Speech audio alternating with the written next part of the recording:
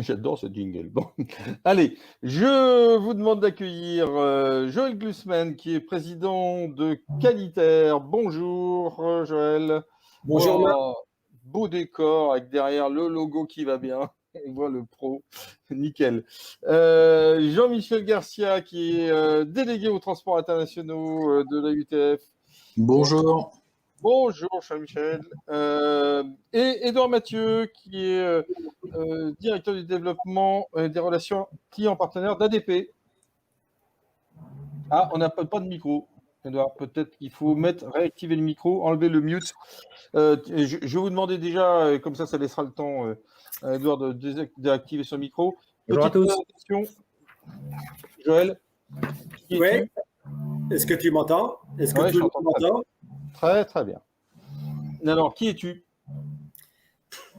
Ah, moi j'ai plusieurs casquettes. Enfin, celle la plus importante et celle qui est affichée derrière moi. Je suis le président de Qualitaire NC, qui est un commissionnaire de transport aérien et maritime indépendant, qui est actif sur les principaux ports et aéroports français. Je suis accessoirement également le président de TLF Overseas, qui est la fédération qui regroupe la majorité des commissionnaires en transport aérien et maritime et des RDE, les représentants en douane. Donc voilà qui je suis, et je vais essayer de témoigner aujourd'hui sur les difficultés ou sur les conséquences d'avoir des avions. Le Covid. Très bien. Petite présentation de Édouard Mathieu. Oui, bonjour à tous. Est-ce que vous m'entendez déjà? Ouais, ça y est, c'est bon, Édouard. Super. Nickel. Alors, moi, je suis le représentant du groupe ADP, le directeur du groupe ADP, directeur du développement, et avec une responsabilité particulière sur le pilotage de l'activité cargo du groupe, notamment sur les plateformes parisiennes, bien sûr, et avec une vision, évidemment, sur la partie développement de cette activité, que ce soit le développement aéroportuaire, airside, ou le développement des infrastructures immobilières. Donc, voilà, une belle communauté qui a plus de 200 entreprises de tailles différentes que Joël connaît par cœur. Oui. Et Jean-Michel, donc. Bonjour, donc Jean-Michel Garcia. Moi, je suis le délégué aux transports internationaux pour la UTF. La UTF, c'est l'Association des utilisateurs de transport de fret. On représente les intérêts des industriels et des entreprises de commerce, de distribution, qu'on appelle les chargeurs, dans leur rôle de donneur d'ordre en matière de transport, tout type de transport. Alors moi, j'ai la casquette de délégué aux transports internationaux. Ça veut dire que je m'occupe au sein de la UTF de tout ce qui est transport maritime, transport aérien, douane et commerce international. Donc voilà. Jean-Michel, tu nous serviras de grand témoin. La UTF, décidément, très présente. Et tu peux intervenir quand tu veux, comme tu veux, en commentaire un peu de tout le monde. On va commencer par, j'ai un aspect plutôt introductif par vous, Édouard. Bon, il n'y a plus d'avions, dites. Comment on fait? Alors, je ne sais pas s'il y a encore des avions, en fait. Et l'idée, c'était un peu que vous nous disiez, parce qu'en tout cas, on le voit bien pour le transport maritime, pour l'avionné, on le voit aussi, mais un peu moins. Enfin, on a vu une augmentation des frettes, mais est-ce qu'il y a encore, ou quelle visibilité on peut avoir sur des frettes au départ de la France? Alors, il y a plusieurs choses à dire. Déjà, il faut être parfaitement conscient que le transport de marchandises par voie aérienne en France, notamment depuis CDG, il est historiquement majoritairement opéré par des soutes d'avions passagers. CDG a cette particularité d'être un hub, notamment évidemment le hub de la principale compagnie basée qui est le groupe Air France, et bénéficie de la puissance de ce hub et de la puissance des soutes de ce hub. Donc, comparativement à d'autres aéroports de taille comparable en Europe, CDG a toujours historiquement pu bénéficier de ce dynamisme des soutes des avions passagers pour transporter finalement avec un coût assez marginal le tonnage aérien et l'ensemble des exportations des champions à l'export de l'Hexagone. Donc, il est clair que dans la crise Covid, puisque c'est ça le thème de la rencontre, la crise Covid a évidemment rebattu complètement les cartes, de façon plus forte en réalité sur CDG que sur les autres aéroports européens. Pourquoi ? Tout simplement parce que les avions passagers sont restés groundés. Groundés, ça veut dire rester au sol, ils ne volent plus. En tout cas, ils n'ont plus volé jusqu'à à peu près maintenant, et je vous détaillerai un peu plus tard pourquoi et comment et dans quelle mesure les choses quand même reprennent le chemin d'une certaine normalité en tout cas. Alors que les avions cargo, eux, ont continué de voler. Mais comme il n'y en avait plus sur les autres aéroports européens, déjà, je dirais, au cœur de la crise, il est clair que CDG a été assez défavorisé par rapport aux champions, notamment du Benelux, mais aussi de Francfort, qui industriellement va continuer à prospérer malgré la crise. Donc, ah oui, parce que les autres aéroports européens, eux, ont des capacités cargo plus importantes. Enfin, on n'a pas le même ratio. Donc, en fait, nous, on est un peu une exception, si je comprends bien. Alors, non, là, le trait est un peu forcé. Les ratios que l'on voit sur CDG, c'est des ratios qui restent quand même assez mesurés. On est à 40-60 ou 45-55 pardon, de ratio de tonnage emporté en soute d'avion passager versus en full freighter.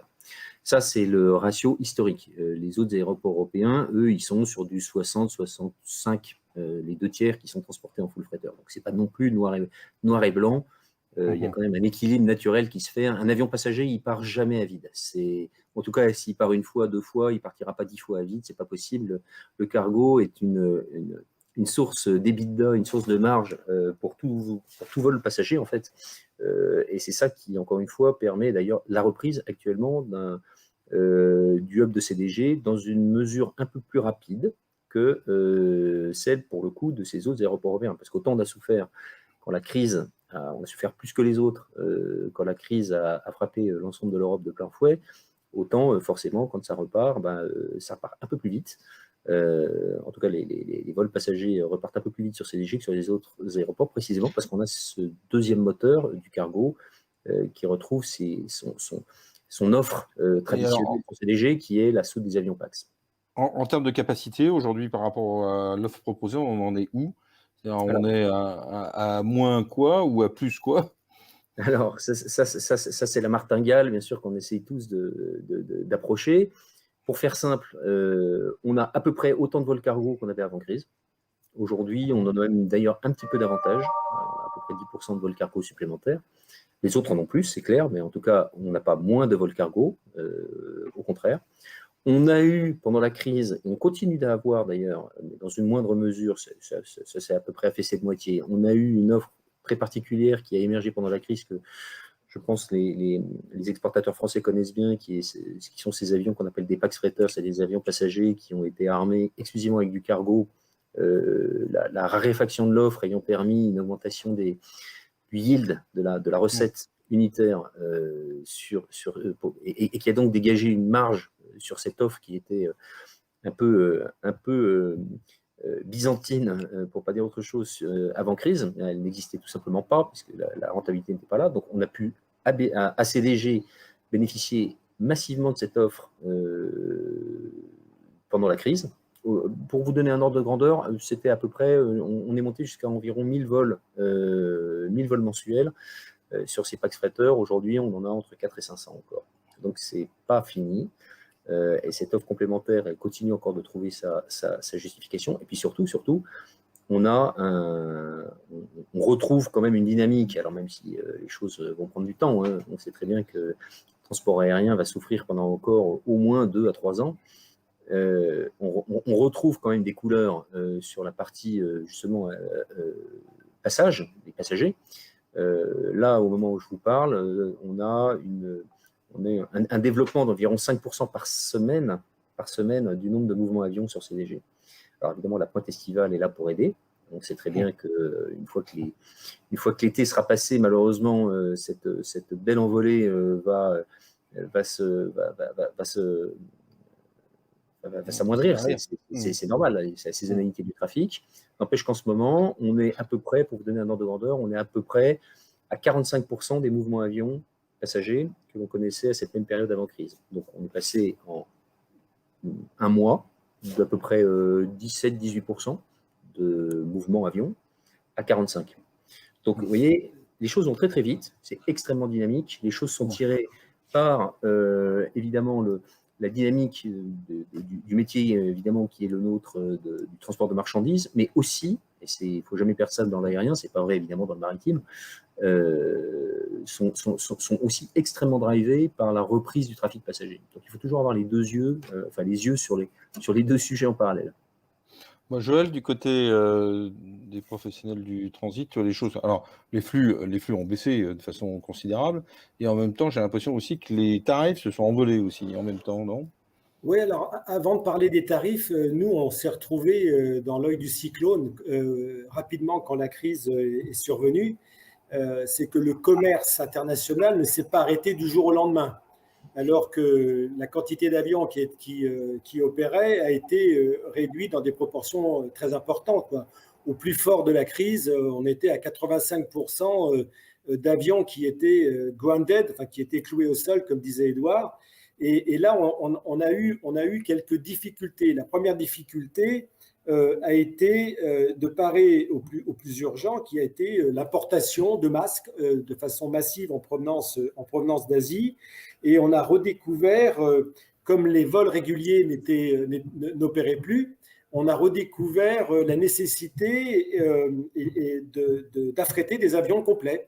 Et donc là, effectivement, affréter un avion complet, ça demande une organisation qui est complètement différente, une tarification ramenée au kilo qui est bien supérieure aux vols commerciaux habituels. Et donc, ces vols-là, une grande partie ne se sont malheureusement pas faits au départ de la plateforme de CDG, parce qu'on a vu des opérateurs, des compagnies aériennes qui n'avaient pas nécessairement les droits de trafic pour se poser sur Charles de Gaulle et qui ont au pire opéré au départ d'aéroports dans le Benelux et au mieux sur des aéroports de province comme celui de Vatry qui a été très sollicité pendant la crise, aussi bien à l'apport qu'à l'export.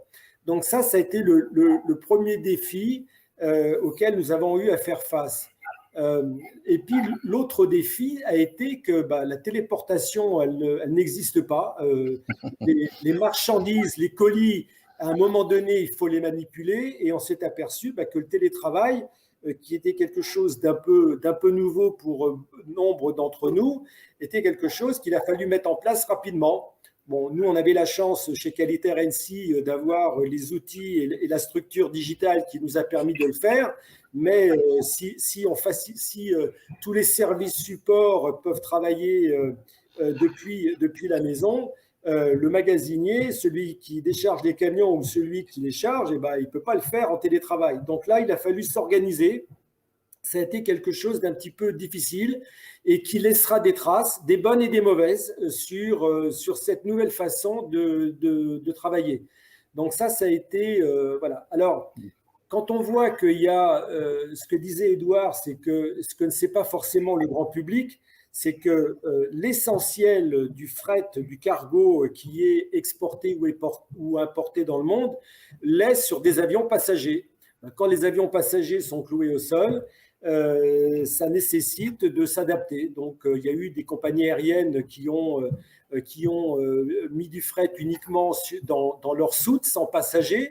Ça, au niveau de la rentabilité, ce n'était pas très intéressant. Il y a d'autres compagnies aériennes qui ont enlevé leur siège pour charger à la fois en pont inférieur et supérieur.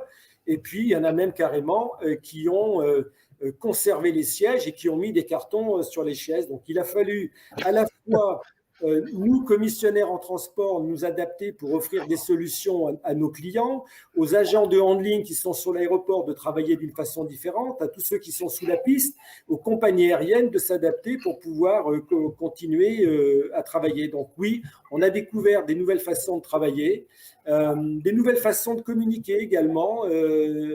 On s'est rendu compte, là, il y a eu un développement assez important sur les plateformes de e-booking pour le fret.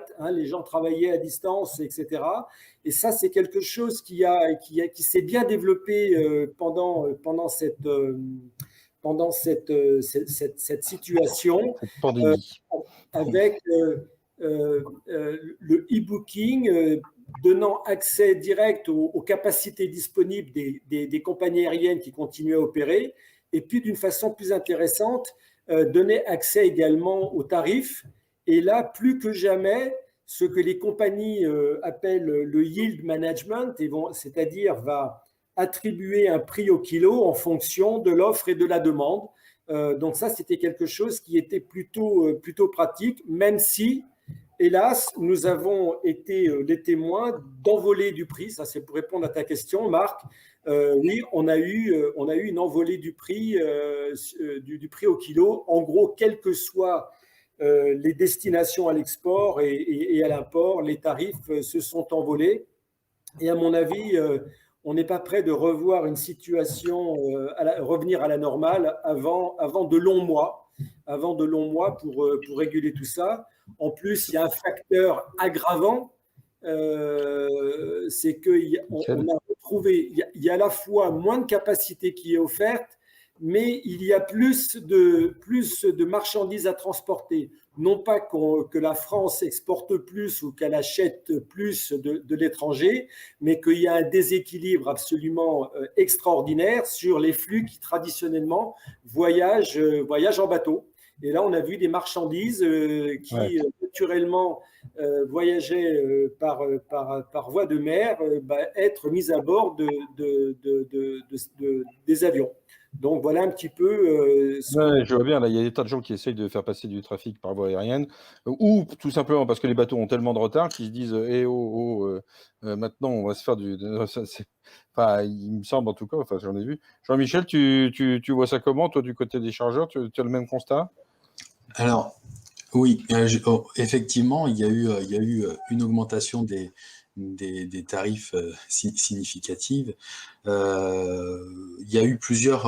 Alors, je vais reprendre quelques points qui ont été dits, qui sont quand même très très importants, parce que il faut pas décorréler effectivement le trafic cargo du trafic passager, et en ça, c'est vraiment un point à mettre en avant qui est vraiment très très différent du maritime. Le fait qu'il y a eu cette pandémie, ça a mis un frein à une grande partie de cette capacité, et on le ressent encore, hein, même s'il y a une reprise, il y a quand même un manque de capacité mondiale par rapport à la demande du transport qui existe. Pendant cette pandémie, on a quand même assisté un petit peu à tout et son contraire, à des flux qui passaient par l'aérien, qui sont passés par le maritime, à des périodes un peu différentes, hein. Tout ce qui était masque au début, c'est allé en aérien, puis après c'est revenu en maritime.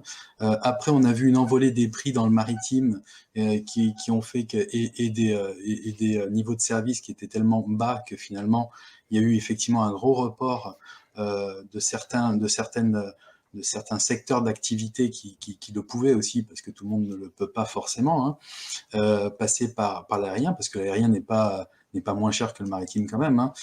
Donc il y a eu effectivement des reports de flux qui ont été observés, et des augmentations effectivement tarifaires. Alors les augmentations, on arrive à les comprendre, parce qu'effectivement des tout cargo, il n'y en a pas forcément partout et tout le temps. Changer un avion finalement passager en avion cargo, eh ben, ça prend du temps et ça prend de l'argent aussi. Donc il y a effectivement ce temps de latence qui est à prendre en compte, et qui se comprend. Il y a effectivement l'offre et la demande.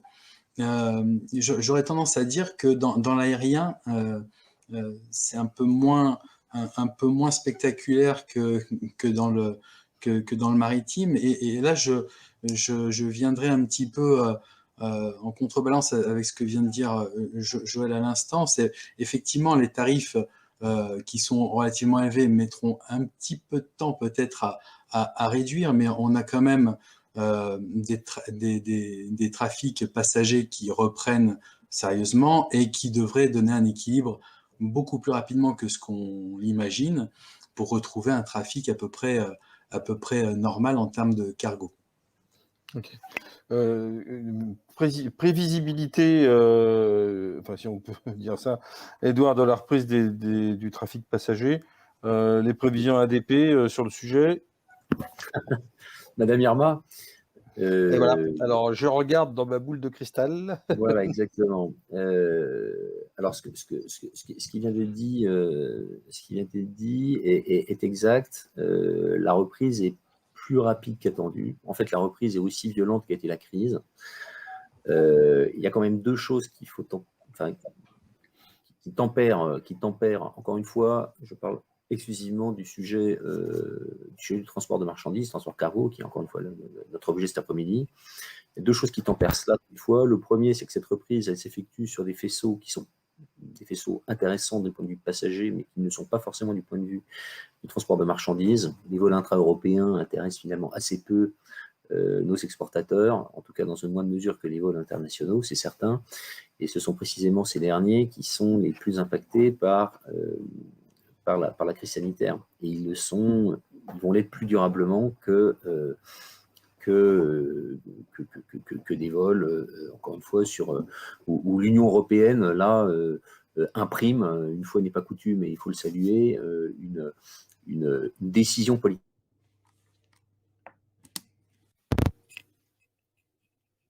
Oh. On l'a perdu. Alors, je me demandais si c'était moi, mais non. Bon, je vais profiter du trou pour que, en attendant que Edouard nous rejoigne. Edouard, ouais, il nous a quittés pour quelques moments. J'espère qu'il va revenir. Ouais, moi, ce que je voulais dire également. On était en train de dire du mal. En une phrase, et je te donne la main, Joël. Juste pour terminer, il y a un deuxième aspect qui est que les décisions politiques des États, pas uniquement de l'État français, mais sur les décisions politiques sont extrêmement rapides, extrêmement imprévisibles, pour ne pas dire erratiques, et des faisceaux qui sont aujourd'hui ouverts peuvent se refermer du jour au lendemain, et le contraire. On voit par exemple, pour ne citer que celui-là, qui pour le coup est un vrai faisceau porteur sur le marché du cargo, on voit que le faisceau US, Amérique du Nord, est en plein boom, alors même que le président Biden n'a pas acté la réciprocité des droits sanitaires tels que l'UE l'a fait. Donc en clair, les Américains, les citoyens américains peuvent venir en France. On a connu pendant 3 semaines des vols qui étaient absolument chargés au maximum en passagers à l'arrivée, et au départ rien du tout. Maintenant, évidemment, ces citoyens américains y rentrent, donc les vols sont pleins dans les deux sens maintenant, et ça va à une vitesse extrêmement rapide une fois que les décisions politiques sont prises. Donc la prédictibilité que vous demandiez, Madame Irma, elle est difficile à avoir, et elle reste en tout cas, et c'est la caractéristique vraiment de cette crise qui est pour le coup délicate dans la planification nécessaire à notre industrie. Elle est malheureusement justement imprévisible. Et c'est plus cette imprévisibilité qui est dommageable pour l'industrie, pour toutes ces composantes de planification, que en réalité les amplitudes de l'offre et de la demande.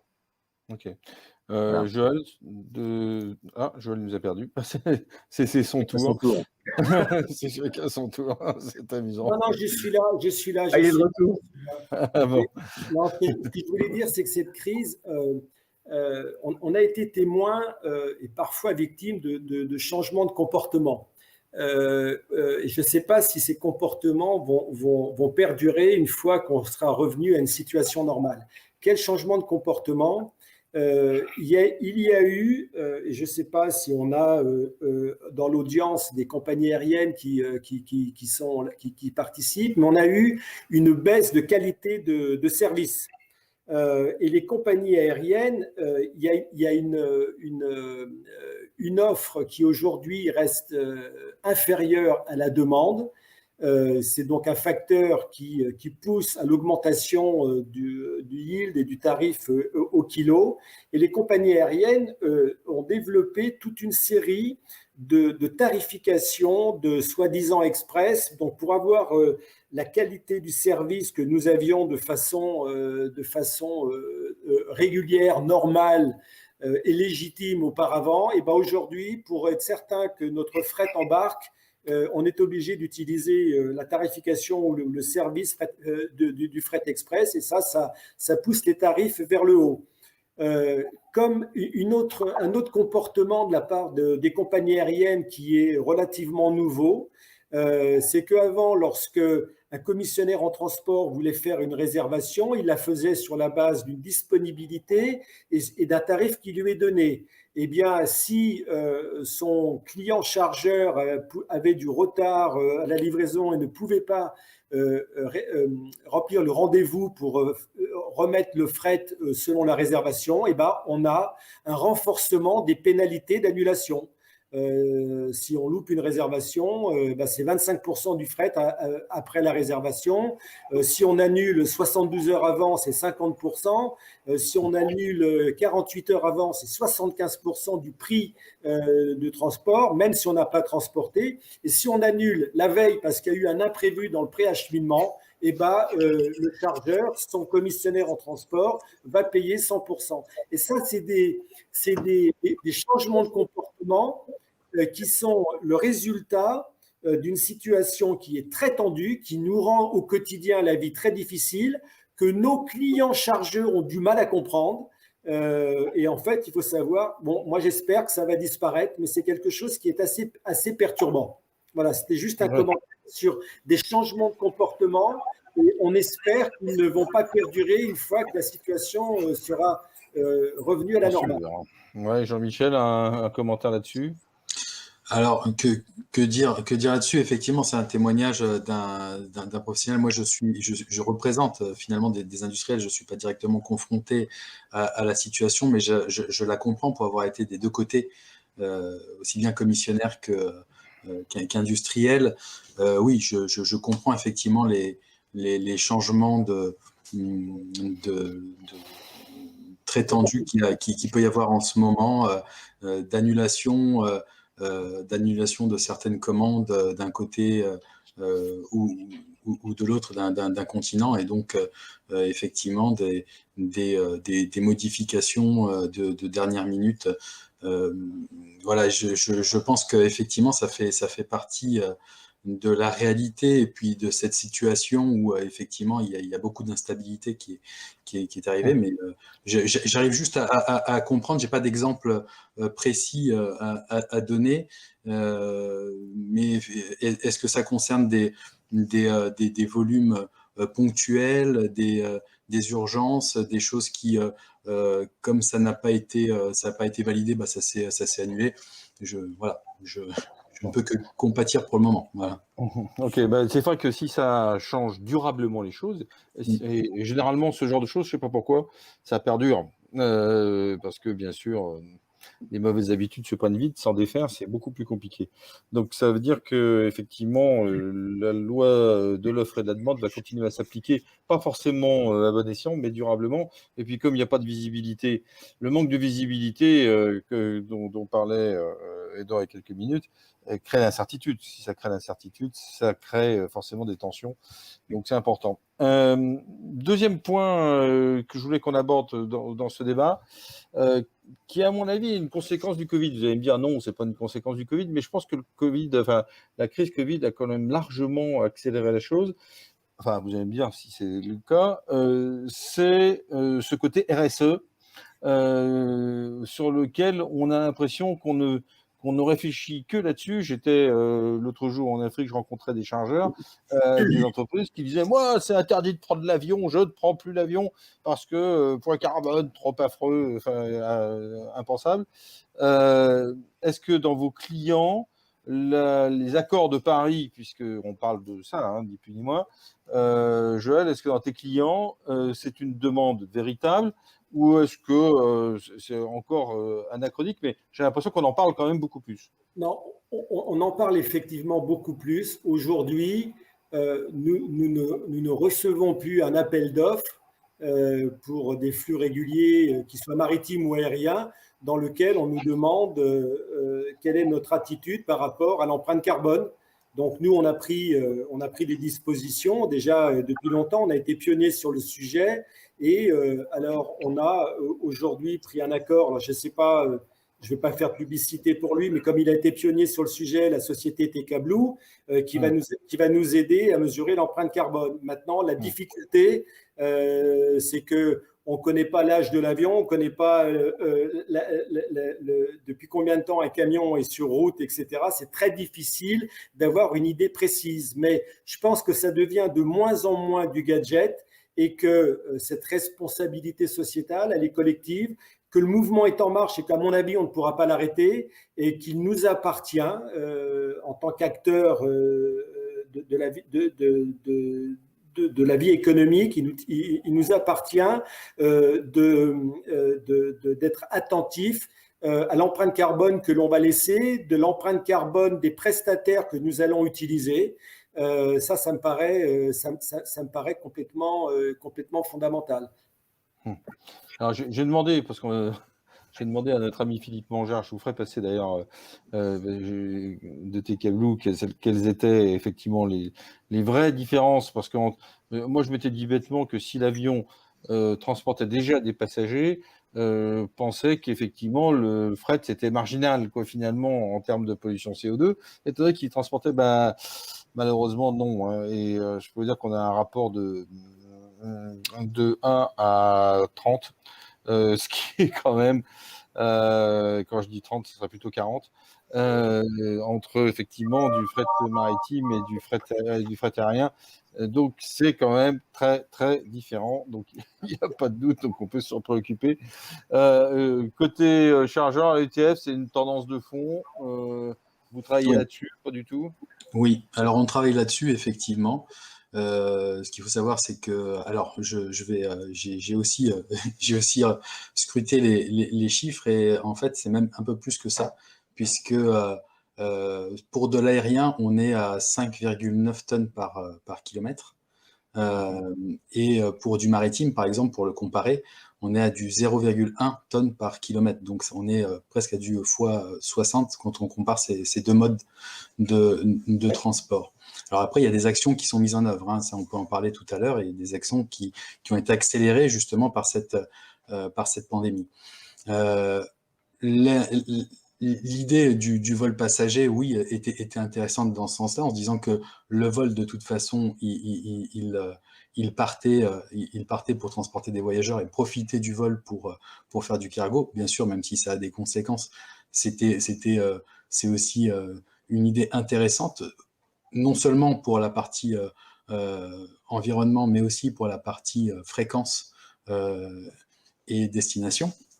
Donc ça, c'est des points qui sont aussi intéressantes, et c'est pour ça que les compagnies aériennes aujourd'hui réfléchissent beaucoup sur leur positionnement tout cargo, pas tout cargo, etc. C'est vraiment assez compliqué de se positionner parce que la boule de cristal, personne ne l'a. Il faut faire des vrais choix stratégiques. Donc voilà, et effectivement, pour revenir aux chargeurs, les chargeurs sont vraiment à l'écoute de tout ce qui se passe en termes de dégagement de gaz à effet de serre. Il y a l'ADEME qui a mis en œuvre un programme, EVE, et les chargeurs aussi suivent une démarche qui s'appelle Fret 21, qui met en avant effectivement les actions des chargeurs pour réduire leur empreinte carbone. Et effectivement, il n'y a pas un appel d'offres qui se passe sans qu'on s'inquiète effectivement de savoir comment est-ce que cette partie est traitée par les commissionnaires, lorsqu'on parle de commissionnaires là en aérien, et puis quel choix de compagnie aérienne ils vont faire, et éventuellement quels sont leurs critères de choix par rapport à ça. Et donc par là aussi, quelle est la politique un petit peu RSE de ces compagnies aériennes qui vont choisir quelles sont les orientations qui sont données. Donc là, pour être clair, est-ce que vous avez tous pensé, je demanderai quand même à ADP aussi ce qu'ils font sur le sujet, mais est-ce que la crise Covid a accéléré le sujet ou est-ce que c'était une tendance de fond et puis de toute façon c'était inéluctable? Alors ça existait avant et ça a été un phénomène d'accélérateur, hein. Il y a eu plusieurs personnes qui se sont Emparé du sujet, quoi. voilà, positionnées sur ce sujet-là, en montrant effectivement qu'il y avait des choses qui étaient prévues, mais que la Covid avait vraiment donné un coup de fouet à tout ça. Alors il y a des choses qui mettront beaucoup plus de temps, hein. Si on liste un petit peu les différents points qui sont pris par les compagnies aériennes, c'est le renouvellement de la flotte, ça c'est ce qu'il y a de plus rapide, de plus rapide, on va dire, par rapport à des nouvelles générations d'avions qui peuvent exister, une réduction des gaz à effet de serre, ça a un impact de 20-25% par exemple. Il y a aussi la réduction des masses embarquées. Il y a l'aspect technologique qui lui prendra beaucoup plus de temps. Alors moi je suis pas un spécialiste du tout, hein, mais quand on parle d'hydrogène, quand on parle d'électrique, etc. Là effectivement on est Ouais, mais c'est pas avant 2035 tout ça. Exactement, plutôt 2035-2040. Et par contre, il y a un gros travail sur les carburants durables. Et il y a pas mal de compagnies aériennes comme Air France, par exemple, qui se positionnent sur des solutions comme ça, qui ont un impact, bien sûr, sur les coûts, mais qui ont un impact sur les coûts. Chez ADP, ça ne vous inquiète pas, ça, hein, parce qu'en fait, à terme, est-ce que ça ne va pas faire une diminution en fait, de la demande, hein, tout simplement? Comment vous sentez ça? Comment vous adaptez? On n'est pas du tout inquiet, je vais vous dire pourquoi. Pour 3 raisons. La première, c'est que cette mutation, elle est consubstantielle, elle est existentielle à notre métier et au transport aérien. Si le transport aérien ne mute pas, il mourra. Et on ne pense pas qu'il va mourir. Voilà, c'est aussi simple que ça. On ne pense pas qu'il va mourir pour une raison simple, c'est que quand vous avez une classe moyenne chinoise qui est en émergence à 500 millions sur le milliard 8 au milliard 7 de Chinois actuels et que l'Inde va suivre le pas, on sait très bien que le transport aérien dans son entièreté, et à chaque fois, c'est pour ça qu'il faut toujours focaliser sur les 2 sujets, le full freighter et l'avion passager, on sait que le transport aérien a encore de très beaux jours devant lui. Mais il doit muter. Et on prend, nous, toute notre part là-dedans. Il y a beaucoup de choses qui ont été dites que j'aurais pu prononcer dans les 2 interventions précédentes. On est totalement engagé dans la mutation de l'hydrogène. L'électrique, ce sera vraiment du court courrier. Donc, encore une fois, dans notre sujet, je pense que c'est plutôt ancillaire. Mais en revanche, la révolution de l'hydrogène, qui est un must, en réalité, c'est le seul sujet qui va pouvoir, à un moment donné, permettre le véritable verdissement. Les SAF sont une bonne solution de transition, mais les SAF ne sont pas la solution pérenne de long terme. C'est l'hydrogène qui est la solution pérenne de long terme. Et pour le coup, on est assez précurseur, vous l'avez dit, avec le groupe Air France, avec Total.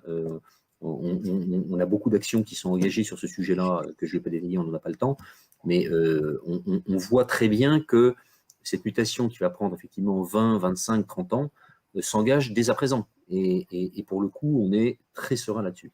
Le deuxième sujet qui est fondamental, j'ignorais cette comparaison, en tout cas la quantification entre l'empreinte carbone d'une tonne aérienne fretteur et d'une tonne maritime, il me semble tout à fait légitime. Et l'aérien n'a absolument aucune vocation à prendre des parts de marché sur le maritime, notamment au regard de cet enjeu. En revanche, ce qui est très important, et c'est pour ça, c'est la deuxième raison pour laquelle on est très serein chez ADP, c'est que la stratégie qui a été menée jusqu'à présent, de d'abord maximiser les emports en soute, de maximiser l'utilisation des soutes des avions passagers, du hub, de CDG, est la bonne. On ne va pas se mentir, on l'a fait pour des raisons capacitaires avec le groupe Air France il y a une dizaine d'années. On s'est engagé dans cette mutation stratégique pour des raisons capacitaires, mais en réalité, l'empreinte environnementale d'une tonne, l'empreinte marginale d'une tonne cargo emportée sur un avion passager, lui, est largement en deçà de l'empreinte qu'a cité Jean-Michel sur la tonne en fretteur. Donc, on n'est pas du tout contre les fretteurs, bien entendu. Il y a tout un développement d'activité fretteur sur CDG qui est en cours, mais on est serein sur le fait que la stratégie de la soute est la stratégie gagnante à long terme, c'est un chemin difficile, un chemin de chèvre, mais c'est la stratégie gagnante à long terme pour l'industrie du transport de marchandises. Et en cela, le développement, vous savez que le transport aérien sur le marché intérieur chinois est déjà supérieur à ce qu'il était avant 2019. Le transport aérien sur le marché intérieur américain est déjà supérieur à ce qu'il était sur 2019. Donc on voit bien que les préoccupations environnementales qui sont celles des grands blocs mondiaux n'enlèvent rien au dynamisme du transport aérien. Par contre, il doit faire sa révolution et on y prend vraiment toute notre part. Ça veut dire quand même qu'il va y avoir des investissements considérables qui devront être faits, tout à fait. qui vont se retransmettre forcément sur le coût du fret et sur le coût du transport aérien, parce qu'on ne fait pas des investissements de ce type-là sans en faire supporter un minimum les gens, quoi. Enfin, il me semble. Donc, ce qui veut dire que durablement, le transport aérien sera cher et de plus en plus cher si son adaptation et si les difficultés de son adaptation sont aussi importantes. Oui, mais le transport aérien, le transport aérien de marchandises a cette chance de pouvoir bénéficier des investissements qui seront réalisés aussi à travers et pour le transport aérien de passage. Et c'est bien celui-là, en fait, qui va contribuer d'abord à la mise en place de stations hydrogène, à la refonte des réseaux de distribution capillaire sur la plateforme, toutes les aires avions que vous avez sur le plan masse qui est dans mon dos. Tout ça est alimenté par l'oléoréseau aujourd'hui et demain ou après-demain devra être alimenté par du réseau hydrogène. Et ça, cet investissement-là, bien sûr que l'industrie du transport aérien de marchandises y participera, mais de façon oscillaire par rapport au transport de passage. Et est-ce que ça ne plaide pas quand même sur un rééquilibrage entre le full cargo, si on peut dire, et l'embarqué en soute? Écoutez, nous, on est agnostique. Ce que l'on dit simplement, c'est que mais non, il faut connaître son métier. Je ne suis pas avionneur, je ne suis pas motoriste. Je connais mes clients, ils sont d'ailleurs sur cet écran. Je connais les clients des clients, et ça, c'est très important de connaître quelles sont les préoccupations. On a bien intégré chez ADP que la préoccupation environnementale et l'empreinte carbone des flux aériens de marchandises n'était même plus un critère de sélection des commissionnaires dans les appels d'offres, c'était un must préalable pour qu'ensuite l'appel d'offres puisse être répondu aux appels d'offres. C'est comme ça que ça se passe aujourd'hui. Donc ça, on l'a parfaitement intégré. Ce qui est très important pour nous, c'est encore une fois, c'est que on soit prêt dans tous les cas de figure. Moi, je ne sais pas vous dire aujourd'hui quels seront les flux, quels seront le vecteur privilégié des flux. Si un avion cargo, parce que il est, je me projette, puisque les premiers avions à hydrogène pour les avions passagers peuvent être considérés peut-être comme étant plus dangereux que pour les avions cargo. Peut-être que les premiers avions hydrogène seront des avions cargo, et auquel cas on sera ravis d'avoir des fretteurs en masse. On ne sait pas. Donc on s'adapte, on est prêt, on welcome bien sûr à CDG tous les départs, toutes les rotations, et on y travaille d'arrache-pied avec la Direction générale de l'aviation civile, tous les départs et les rotations supplémentaires d'avions cargo, mais en même temps, notre métier, il est double, et on est persuadé que le transport cargo aérien sera forcément gigogne et accompagnant du transport de passage. C'est ce que l'on a suivi depuis des années, et cette stratégie, sur le long terme, avec la préoccupation environnementale croissante des concitoyens, de la commande de l'e-commerce, etc., c'est certain qu'elle va encore s'accroître et qu'elle affirmera cette stratégie comme gagnante. Ouais, on avait juste la conférence e-commerce juste avant, vous avez peut-être entendu, ou en partie. Oui, c'est vrai que l'augmentation des volumétries avec le changement de fiscalité et l'augmentation du nombre de colis transportés, ça va être assez phénoménal. Joël, tu es d'accord avec cette analyse? Oui, globalement, mais quand Édouard parle que la corrélation entre le cargo et le passager, je me demande dans quelle mesure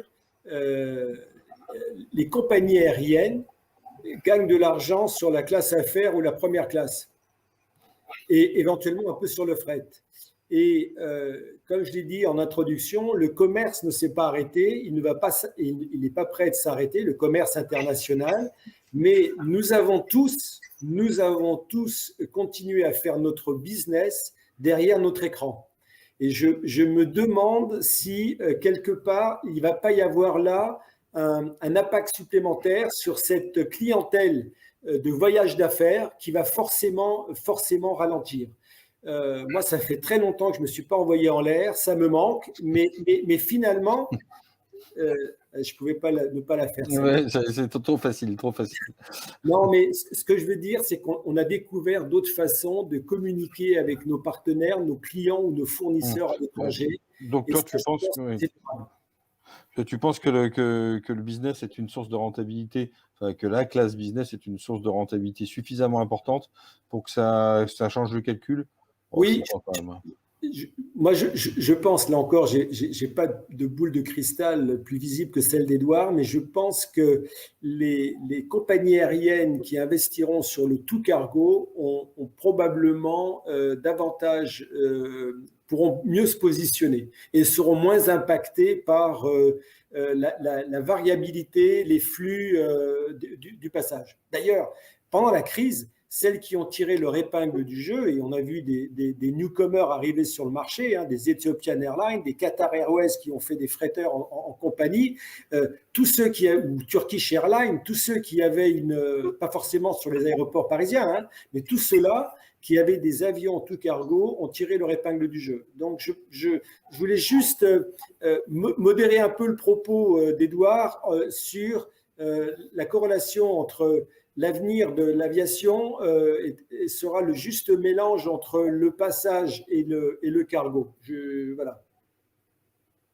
Ça, ça, il peut être que d'accord, ça c'est sûr. Voilà. C'est juste une question de potard, en fait. Non, c'est une question de timing, en fait.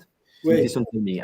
Ce que dit Joël est totalement exact, évidemment, dans l'immédiateté de la crise et certainement dans les exercices à venir. On voit bien d'ailleurs que toutes les compagnies aériennes cherchent actuellement à acquérir des fretteurs. On ne peut plus, sur le marché mondial, acquérir un 777F. Ça n'existe plus. Il faut attendre 2 ans pour avoir le premier 777 remasterisé et transformé sur le marché mondial. Donc ça, c'est une vérité absolue. Maintenant, sur le long terme, on va revenir progressivement à des indicateurs, des KPI et des drivers d'équilibre économique qui vont être, bon an mal an, ceux que nous connaissons, teintés naturellement de verdissement et d'une attention toute particulière à l'empreinte environnementale. Mais une fois qu'on a dit ça, un fretteur restera un fretteur, et même en SAF, il restera un fretteur.